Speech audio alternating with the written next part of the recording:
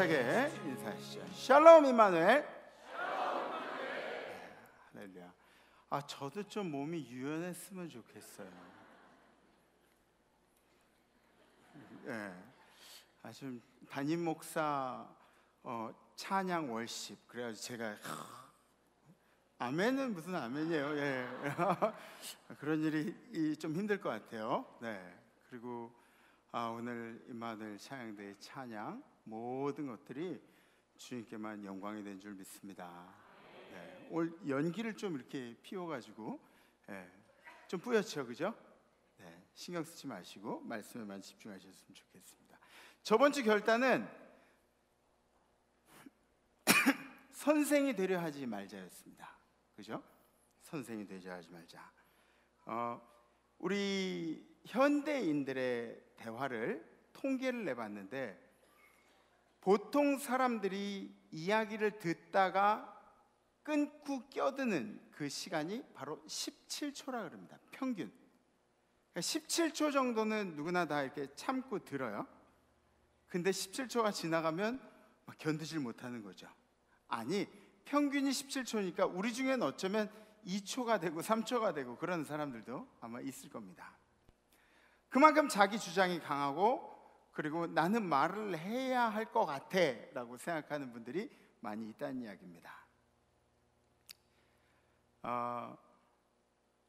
결국은 뭐죠? 결국은 우리들이 겸손하지 못하다는 이야기입니다. 뭔가를 가르쳐야 되고, 또 뭔가를 판단해야 되고, 뭔가 얘기를 해야만 되고, 여러 가지가 이유가 있겠지만 우리 스스로가 겸손하지 못해서 그렇습니다. 앞으로도 우리가 가르치는 사람이 되기보다는 누군가의 친구가 되어주고 좋은 대화의 상대가 되어줄 수 있으면 좋겠습니다. 아멘? 저만 해도 그래요. 앞에서 설교를 하고 있잖아요. 집에 가면은 아빠가 되고 남편이 되어야 하는데, 저희 집사람이랑 얘기할 때도 갑자기 저도 모르게 설교를 하고 있어요. 또 저희 자녀들한테도 야, 마음 놓고 얘기해, 아빠는 니네들 친구야. 그러고 나서 결국엔 또 아이들한테도 설교를 하고 있고, 이런 제 모습을 보게 됩니다. 그러나 뭐 가르치는 일들도 필요하겠지만 우리와 함께 대화하는 사람들이 좋은 친구가 될 수 있도록 노력하셨으면 좋겠습니다. 우리 함께 성경 말씀 보시겠습니다. 오늘 선포하실 하나님의 말씀은 마가복음 15장 21절에서 27절 말씀입니다. 마침 알렉산더와 루포의 아버지인 구레네 사람 시몬이 시골로부터 와서 지나가는데, 그들이 그를 억지로 같이 가게 하여 예수의 십자가를 지우고 예수를 끌고 골고다라 하는 곳, 번역하면 해골의 곳에 이르러 몰약을 탄 포도주를 주었으나 예수께서 받지 아니하시니라. 십자가에 못 박고 그 옷을 나눌새 누가 어느 것을 가질까 하여 제비를 뽑더라. 때가 제3시가 되어 십자가에 못 박으니라. 그 위에 있는 죄패에 유대인의 왕이라 썼고, 강도들을 예수와 함께 십자가에 못 박으니 하나는 그의 우편에, 하나는 좌편에 있더라. 아멘. 아멘. 오늘은 종려주일이라고도 하고, 또 고난주간의 시작이라 그래서 고난주일이라고도 그렇게 이야기합니다. 예수님께서 유월절을 맞이하셔서 십자가 사건을 이루시기 위해서 어린 나귀를 타고 예루살렘으로 입성하시는 그런 과정 중에 있는 날입니다. 많은 사람들이 예수님이 입성하시기 때문에 환호를 하면서 예수님을 맞이합니다. 호산나 호산나 다윗의 자손이여, 막 환호를 합니다. 그런데 그냥 예수님을 환호했던 것이 아니라 자기들의 존경과 경의의 표시를 예수님께 하면서 환호성을 질렀습니다. 바닥에 겉옷을 깔고, 그리고 종려나무 가지가 이렇게 대추야자 나무라 그러는데, 그 잎사귀가 이렇게 손가락처럼 이렇게 쭉쭉쭉쭉 뻗었어요. 아시죠? 보신 적 있으시죠? 그 나뭇가지를 바닥에 깔고 예수님의 입성을 환영했다고 해서 종려나무, 팜트리, 그래서 종려주일이라고 우리가 그렇게 이야기를 하는 것입니다. 입성을 환호하면서 이 백성들은 허황된 꿈들을 가지고 있었습니다. 왜냐하면 예수님이 이제 입성을 하시면 이 모든 것이 다 끝난다. 로마의 압제 가운데서 우리를 구원해 주실 것이다. 예수님만 들어오시면 그럼 정권이 뒤바뀌고 우리가 그동안 로마에 붙잡혀 있던 인생들이 이제 자유롭게 될 것이다. 이러한 생각들을 하고 있었습니다. 그렇게 환호성을 받으시면서 입성하신 예수님은 안타깝게도 일주일이 안 되셔서 험하게 그리고 너무 처참하게 십자가에 달려 돌아가시는 그런 일들을 보게 됩니다. 평생이라도 함께 갈 것 같았던 그 사람들, 환호를 지르며 예수님을 맞이하던 그 사람들은 어디 갔는지 사라져버리고, 그리고 예수님은 외로운 길을 혼자서 걸어가셔야 했습니다. 가룟 유다가 불러온 그 로마 병정들이 예수님을 잡아가게 되죠. 그리고 밤새 여기저기 끌려다니시면서 재판을 받고 신문을 받고, 그러고 나서 아침 7시에 아침 6시경에 사형 선고를 받으십니다. 그리고 나서 아침 9시에 십자가에 달려 돌아가시게 됩니다. 성지순례를 갔다 오신 분들은 아마 아실 거예요. 그 가상의 십자가를 대여를 해줍니다. 그럼 그 대여한 십자가를 메고, 그리고 한 그룹의 무리들이 번갈아 가면서 이 십자가를 지고 순례의 길을 갑니다. 비아돌라라사라는 그 길에 십자가를 메고 이렇게 가는데, 그런데 참 은혜가 넘쳐요. 물론 그 십자가가 예수님이 지신 것만큼 그렇게 무거운 십자가는 아닙니다. 그런데 다 함께 찬송을 부르면서 어깨에 십자가를 메고, 그리고 그 예수님이 고난당한 길을 걷고자 하면 눈물이 막 저절로 흐르는 그런 귀중한 감격을 경험하게 됩니다. 예수님이 넘어지신 곳마다, 예수님의 흔적이 있는 곳마다 14개 교회를 세웠습니다. 예수님이 돌아가셔서 장사된 교회까지 14개 지점이 있습니다. 그래서 예수님이 넘어지신 일도 많이 있으셨고, 또 그곳을 기념해서 교회를 지어놨기 때문에 그 교회들마다 설명을 해주고 또 마음의 감동이 있는 그런 것들이 있습니다. 그렇게 긴 거리를 이동하신 것도 아닙니다. 그런데 예수님은 너무 지쳐 계셨어요. 너무 많이 힘이 빠져 계셨어요.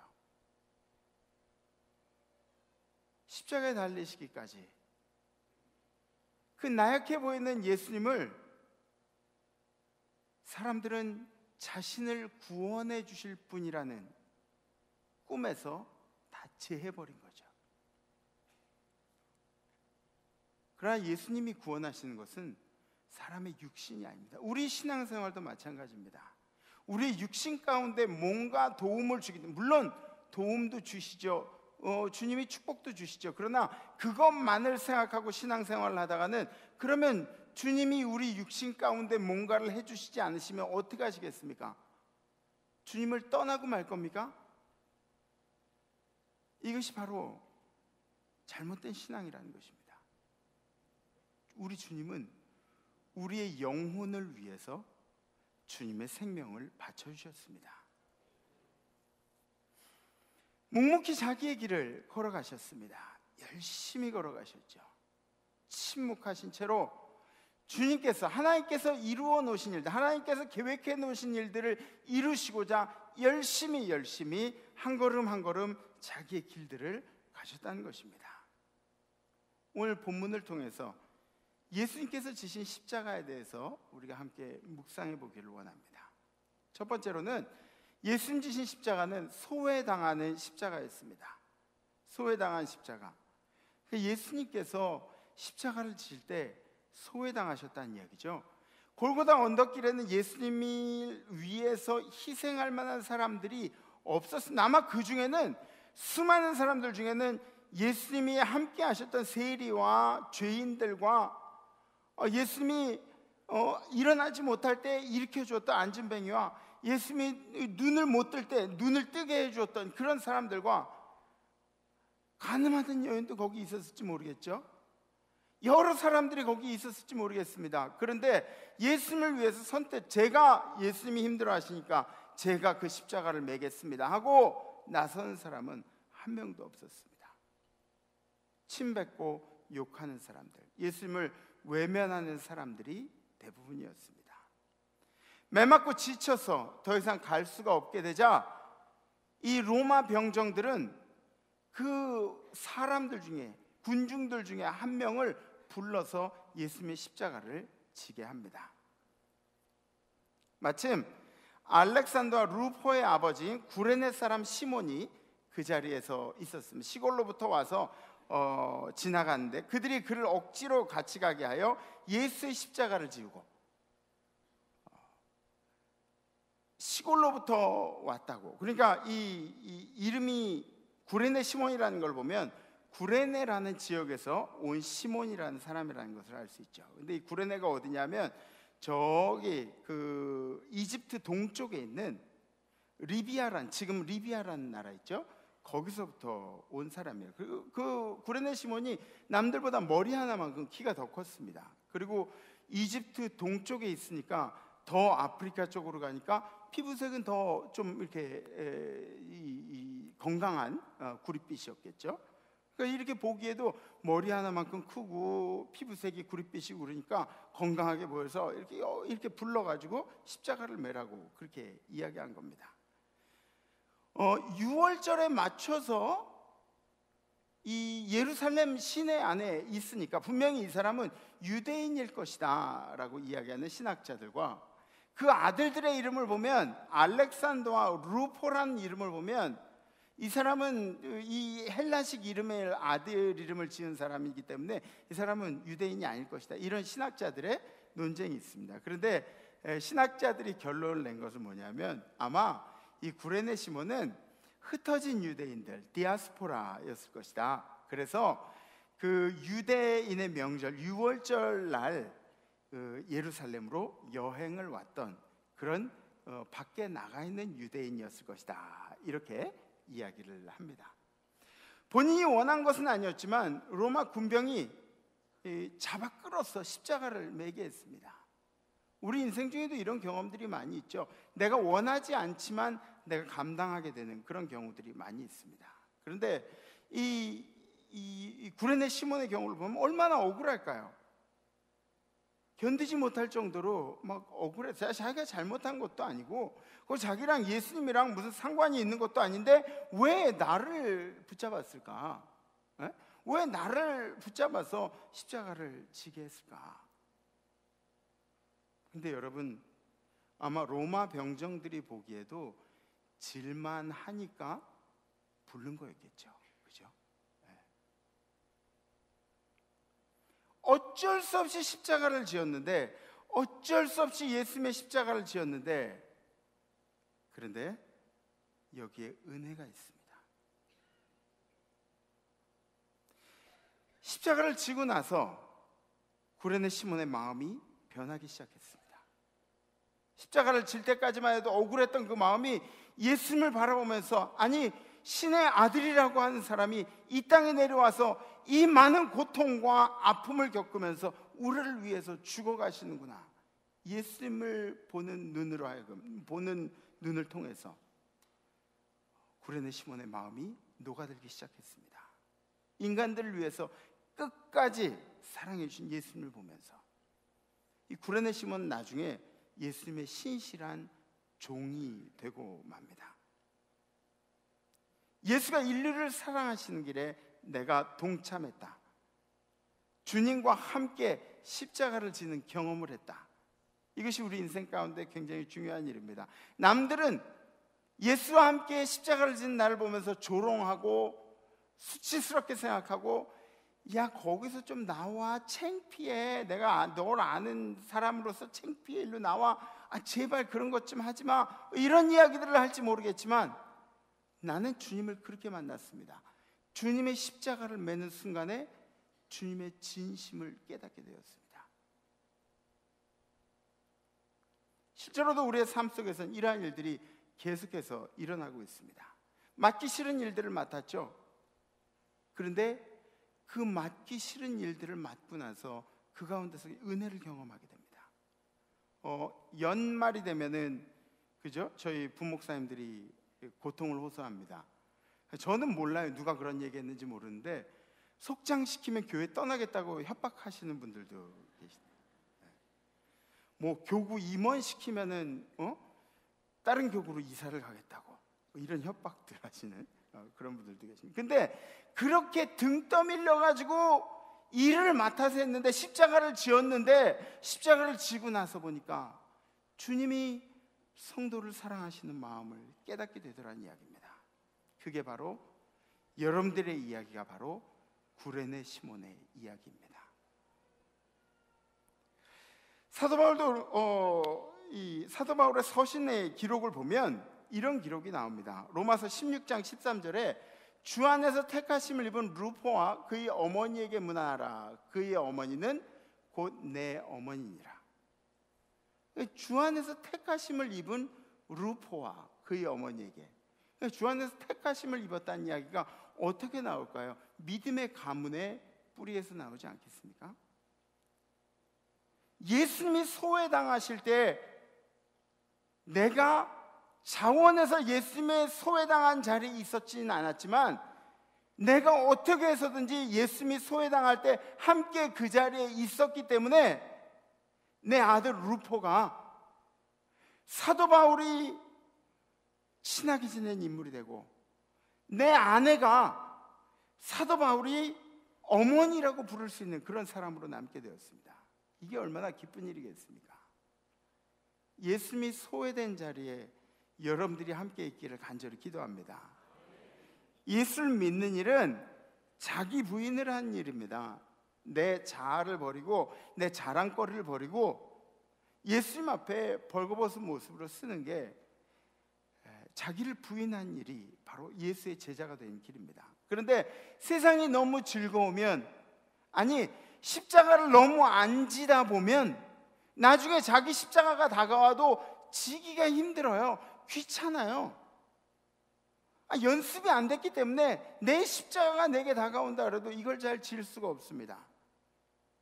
그런데 자기 부인을 실천해 왔던 사람, 자기의 안일함과 평안함을 생각하지 않고 내가 그 십자가를 지어야겠다고 늘 결심하면서 연습하고 준비해왔던 사람들은 자기의 십자가가 다가올 때 그때 그 십자가를 질 수 있다는 이야기입니다. 자기의 권리조차도 내려놓지 못하는데 어떻게 우리가 자기 부인을 하고 자기 십자가를 지겠습니까? 마태복음 10장에는 이렇게 기록되어 있습니다. 또 자기 십자가를 지고 나를 따르지 않는 자도 내게 합당하지 아니하니라. 아멘. 예수님은 우리를 위해서 십자가를 지실 때 모든 것들을 다 내려놓으셨어요. 다 권리도 힘도 초능력도 모든 것들도 다 내려놓으시고 십자가에만 집중하셨습니다. 십자가에만. 여러분들 위해서. 이 두 번째, 예수님이 지신 십자가는 고통스러운 십자가였습니다. 23절 오늘 말씀 함께 보시죠. 모략을 탄 포도주를 주었으나 예수께서 받지 아니하시니라.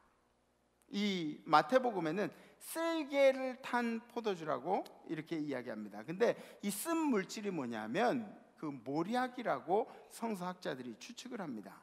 탈무드에 보면 죽어가는 사람들의 고통을 완화하기 위해서 먹인 게 바로 이 모략이라 그래요. 그러니까 마취제 역할 같은 거예요. 예수님이 너무너무 힘들어하니까 거기다가 마취제를 좀 타서 예수님께 먹이려고 그랬던 거죠. 예수님은 고통을 덜고자 하는 일들도 마다하시고 그리고 그 고통을 다 감수하셨습니다. 아니 인간들이 겪는 고통, 그 모든 고통, 아픔의 순간순간들을 다 고귀하게 만드시기 위해서 모든 고통들을 받아주시고, 누가 알아요? 예수님이 좀 그 마취제 좀 먹고 그리고 고통 좀 덜면 누가 알아요? 에? 아니 그리고 누가 상관이나 한다니까? 어차피 돌아가시는 거 아니에요? 어차피 생명을 바쳐주시는 거 아니에요? 뭐 좀 어때요? 근데 예수님은 그것조차 용납하지 않으시고 모든 고통들을 몸소 겪으셨다는 것입니다. 단순히 고통을 잊어버린다는 개념보다 철저하게 우리를 위해서 우리의 죄를 사하시는 길을 고귀하게 걸어가셨던 것입니다. 군병들의 매를 맞으시고 갈보리 언덕을 오르신 다음에 그 다음에 커다란 대못으로 손에다가 올려놓고, 여러분들 우리가 미화하기 위해서 이런 얘기를 할지 모르는데 예수님의 모습이 조금 고상하게 표현된 부분들이 없지 않아 있습니다. 여러분들 혹시 못 밟아보셨어요? 못? 네? 못 밟아보신 분 아마 계실 거예요. 아니, 못은 다 제껴두고 가시 박혀보신 분, 가시 안 박혀보신 분, 그죠? 요만한 가시, 보이지도 않는 가시가 여기 박혀도 이게 얼마나 귀찮은지 몰라요. 그죠? 성가시고 걔는 뭘 하려고 그러면 따끔따끔 해가지고 저 옷빈으로 막 그냥 보이지도 않아가지고 더 쑤셔 넣고 막 그러면서 가시 박힌 거, 이거 하나만 가지고도 얼마나 고통스러운지 모릅니다. 여기 우리 믿음의 장로님들이 계신데 혹시 여기 십자가를 보시면서 요 가시관을 한번 체험으로 좀 이렇게 내가 써보겠다 하시는 장로님 손 들지 마세요. 손 드시면 안 돼요.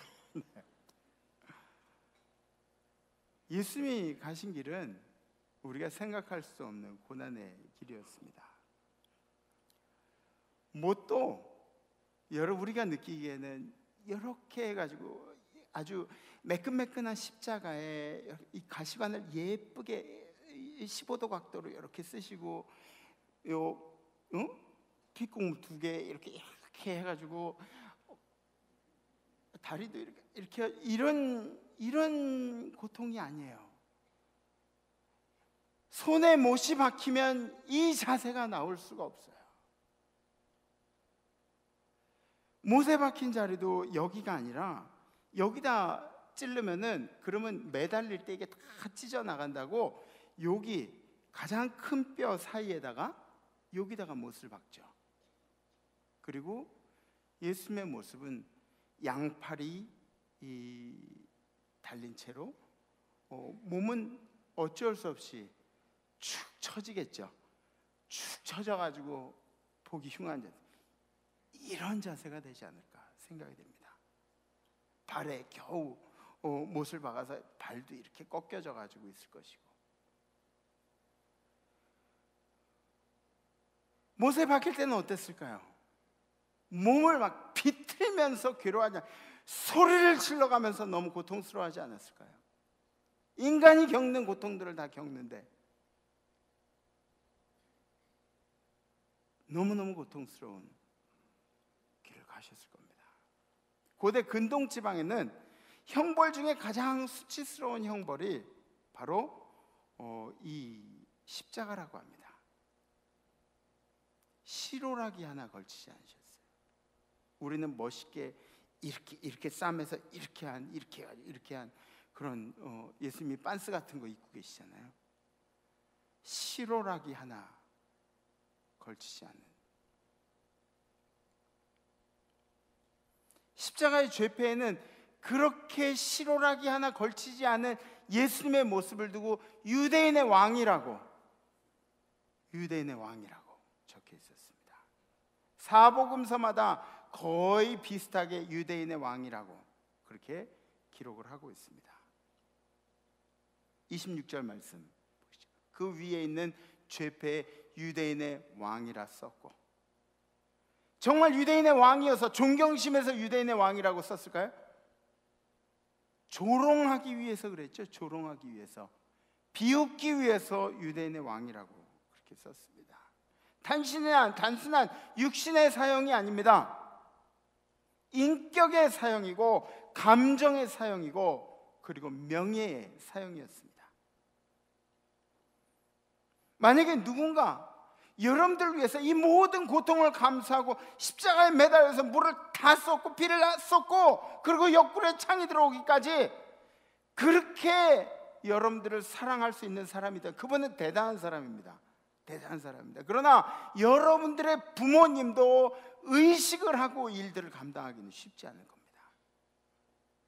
예수의 십자가는 고통의 십자가였습니다. 그리고 마지막으로 예수의 십자가는 행복한 십자가였습니다. 예수님이 엄청난 고통을 당하셨지만, 엄청난 고난을 당하셨지만 예수님은 목적을 이루셨습니다. 우리를 끝까지 사랑해 주시는 목적을 이루셨습니다. 예수님이 이 땅에 오신 목적이 무엇이었을까요? 십자가 아닙니까? 십자가 아닙니까?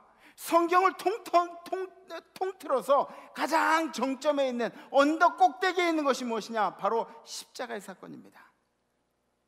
십자가를 지신 일은 단순히 고통 속에서 우리를 섬겨주신 일뿐만 아니라 하나님께서 우리를 창조하셨을 때 그때 그 고귀한 이미지를 회복시키신 일이 바로 십자가의 사건이었습니다. 아멘. 죄 때문에 더러워진 우리들 때문에, 우리를 보혈로 씻기신 사건, 우리를 물로 씻긴 것이 아니라 예수 그리스도의 몸에서 나오는 피로, 내 몸에 있는 피를 짜내서 우리를 씻어주셨습니다. 도저히 천국에 갈 수 없는 사람들을 예수가 피로 도장 삼아서 우리에게 인을 쳐주셨습니다. 우리는 잃어버렸던 낙원을, 잃어버렸던 에덴 동산을 예수의 사건을 통해서 얻게 된 것입니다. 예수님은 태어나서 33살에 한나라로 가시면서 다시 한나라로 돌아가시면서 마지막을 보내실 때까지 이 십자가에 대한 생각을 끊임없이 계속해서 하셨습니다. 왜? 도대체 왜? 우리도 뭔가를 성취하기 위해서 그 일들을 생각하면서 밤잠도 안 자고 막 이런 경우들 있잖아요. 근데 33년 동안 예수님의 머릿속에는 이 십자가의 사건, 사랑하는 사람을 위해서 생명을 바칠 그 시간을 위해서 준비하고 그리고 계셨습니다. 왜? 우리를 사랑하시기 때문에. 다른 이유가 없어요. 우리를 사랑하시기 때문에.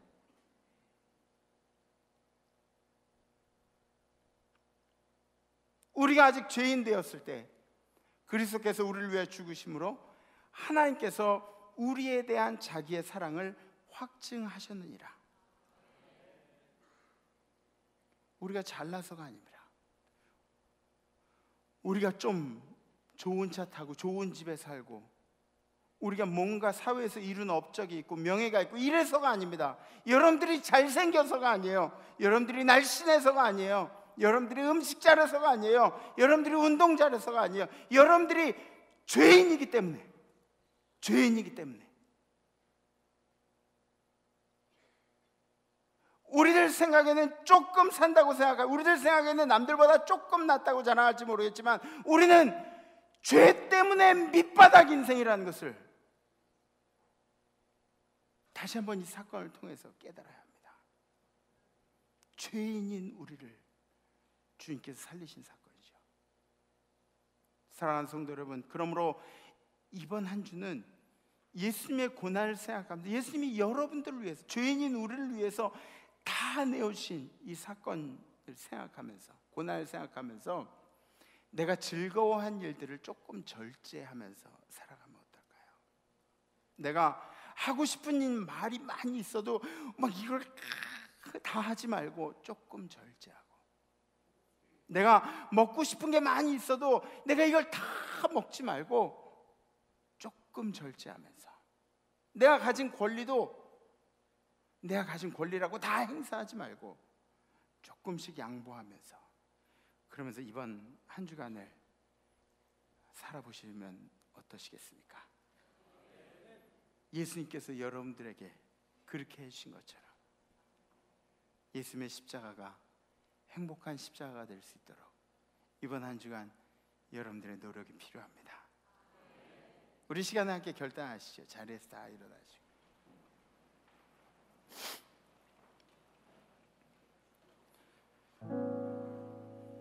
제가 늘 그런 생각을 해요. 예수님이 우리에게 이렇게 베풀어 주신 사랑 있잖아요. 이 사랑을 내가 가지고 있으면, 내가 가지고만 있으면 사실은 이게 별 소용이 없습니다. 그냥 나만 깨닫게 되는 구원이라면 별 소용이 없습니다. 그런데 예수님이 우리에게 말씀하신 건 이걸 나눠주라 그랬잖아요. 얘기하라 그랬잖아요. 선포하라고. 몇 해 전의 일이에요. 제가 부끄럽지만 저희 가정 얘기를 좀 할게요. 아이가 이제 전인기독학교를 다니니까 다 신앙 있는 아이들이랑 놀고 어울리고 그러잖아요. 근데 교회에서 전도주일이라고 이제 그 교회 학교에서 그래서 전도를 했대요. 놀이터에서 전도를 했는데, 놀이터에서 전도하면서 비유도 맞춰가면서 막 애를 많이 썼나 봐요. 근데 그 주에 얘를 데리고 교회 가야 되는데, 전도를 해서 교회 가야 되는데, 데리고 가야 되는데, 근데 그 집에 전화를 하니까 그 엄마가 봤더니 안 된다 그러고 끊어버리시더래요. 얘가 마음에 얼마나 상처가 됐는지 막 울고 있는 거예요. 야, 울지 마. 너 남자가 그 울어가지고, 또 선생처럼 울지 마. 응? 왜 남자가 울고 있어? 친구를 전도해 가기로 했는데, 그런데 친구를 데려갈 수가 없게 됐대요. 엄마가 못 가게 한대요.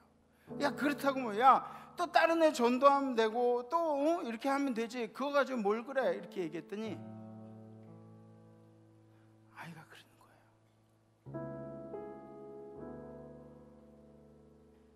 거예요. 예수님께 미안하대요. 근데 전 이야기를 들으면서 제 자신이 얼마나 부끄러웠는지 몰라요. 저는 평생 신앙적으로 살아왔는데 전도 못했다 그래서 예수님께 미안한 생각은 해본 적이 없거든요. 20년, 30년 신앙생활을 왔는데 주님의 사랑을 제대로 전하지 못해서 주님께 미안해하면서 부끄러워한 적이 과연 언제였던가.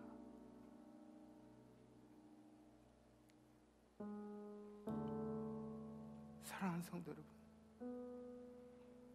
이 고난 주간에 예수님이 우리를 위해서 모든 걸 다 쏟아주셨습니다. 주님은 고통스러웠지만, 너무나 아팠지만 너희들을 생각하면은 이 일이, 고통스러운 일이 얼마나 행복한 일인지 모른다고. 내가 생명을 바쳐서 이 고통스러운 일들 다 거쳐서 이 일을 이루어낼 수만 있다면 내가 얼마든지 하겠다고. 십자가에 달리시는 것을 한 번도 망설이신 적도 없고, 한 번도 고민해 보신 적도 없고, 우리를 위해서 다 내어주셨는데, 과연 우리는 그 사랑을 얼마나 전하고 있을까요? 어떻게 전하고, 혹 전하지 못하면서도 부끄러워하지 않고 있진 않습니까? 목사라고, 장로라고, 권사라고, 집사라고 명분만 떡하니 주님께서 주셨다고 자랑을 하고 있고, 우리의 삶의 열매는 얼마나 있습니까? 주님이 사랑하시는, 주님이 우리를 위해서 피 흘려주시고 모든 걸 다 쏟아주신 그 은혜에 대한 열매는 어디 있습니까? 사도 바울도 그렇게 이야기합니다. 고린도전서에 보면 내가 복음을 전할지라도 자랑할 것이 없다. 내가 복음을 전한다고, 전도를 한다고 자랑할 것이 하나도 없고 부득불 할 일임이라. 내가 할 일이기 때문에 이게 자랑할 것이 아니라고. 만일 복음을 전하지 않으면 내게 화가 미치리라. 그래서 이번 한 주간 여러분들께 제가 결단의 내용을 부탁을 드리면 이런 겁니다. 내가 사랑하는 사람들에게 예수님의 사랑을 전하겠습니다. 그러니까 이번 한 주간에, 이 고난 주간에라도 여러분들이 사랑하는 사람에게 주님이 당신을 사랑하십니다, 요걸 한번 실천해 보는 거예요. 이게 쉽지도 않고 어렵지도 않은 거예요, 이게. 그죠? 여러분들 마음속에 용기를 내세요. 용기를 내세요. 여러분들이 사랑하는 사람에게 예수님이 당신을 사랑하십니다, 이거 건네는 거, 이 이야기를 건네는. 혹시 하실 수 있으신가요? 용기가 나시는 분들, 결단을 쓰시는 분들은 가슴에 손을 얹으셔 좋고 손을 이렇게 들으셔 좋습니다. 네, 감사합니다. 감사합니다. 감사합니다. 네, 감사합니다. 믿는 사람들한테 하는 거 말고요, 믿지 않는 사람들한테 예수의 사랑을 전하는 겁니다.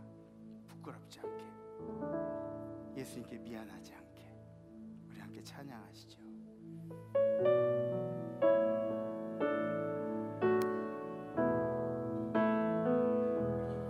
어린 양 예수, 내 죄를 담당하사 원수들이 채찍에 온 몸 지키셨네. 외로움과 슬픔 홀로 담당하사 아버지의 노여움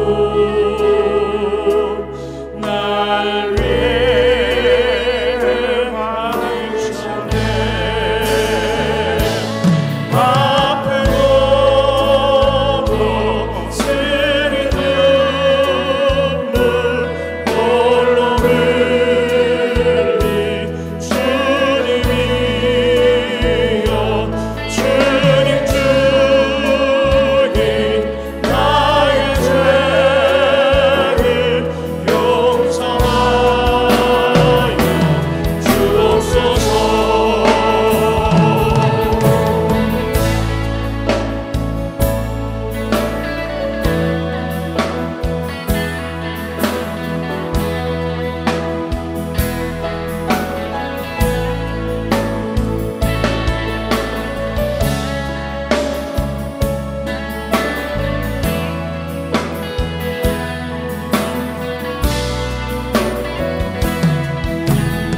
어린 양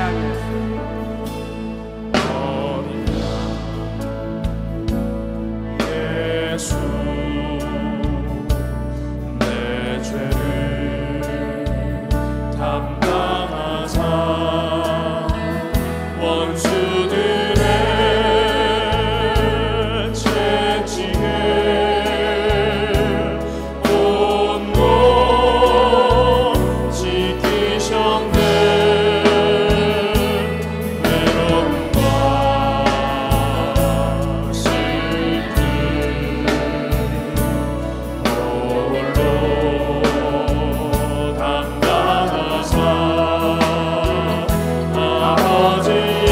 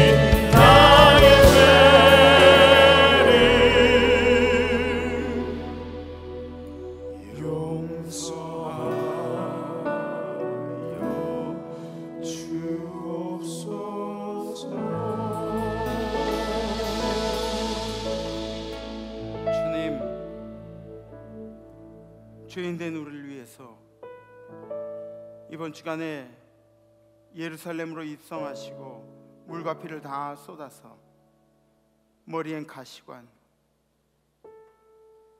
그리고 수치의 십자가를 지고 온몸에 채찍질에 맞으셔서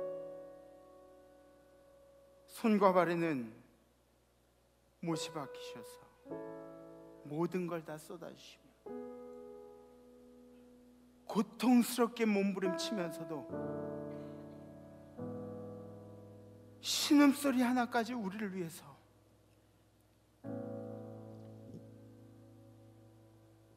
핏방울과 물방울 하나까지 우리를 위해서 쏟아주심을 진심으로 감사합니다. 그런데 우리는 주님이 그렇게 지어주신 십자가를 너무나 초라하게 포장해서 세상에 전하고 주님이 생명을 다해 주신 그 사랑을 아무것도 아닌 사랑처럼, 그래서 세상 사람들이 우리를 보고 비난하고 손가락질할 빌미를 제공했습니다.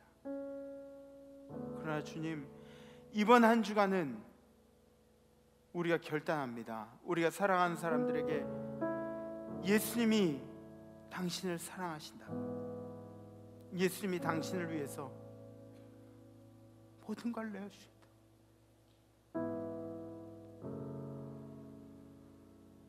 마음을 다해서 실천할 수 있는 용기를 우리 임마누엘 재단에 허락하여 주시옵소서. 우리를 사랑하시는, 우리를 위해 모든 걸 내어주신 예수 그리스도의 이름으로 간절히 기도하옵나이다.